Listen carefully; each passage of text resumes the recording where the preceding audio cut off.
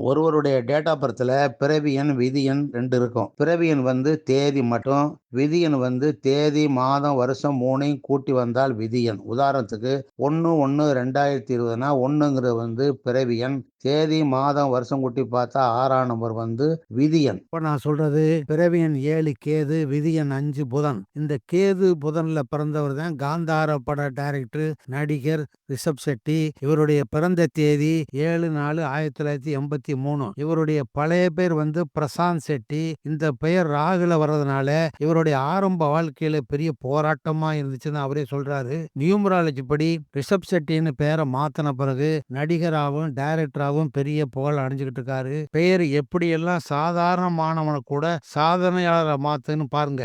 எந்த காரியமும் சீக்கிரமா நடக்கலைன்னா இவருக்கு கோபம் வந்துடும். நான் முதல்ல சொன்னது மாதிரி கேதுவுல பிறந்ததுனால ஆன்மீகம் சம்பந்தப்பட்ட பெயர்லயே படம் எடுக்கிறார். மக்கள் செல்வாக்கு உண்டு.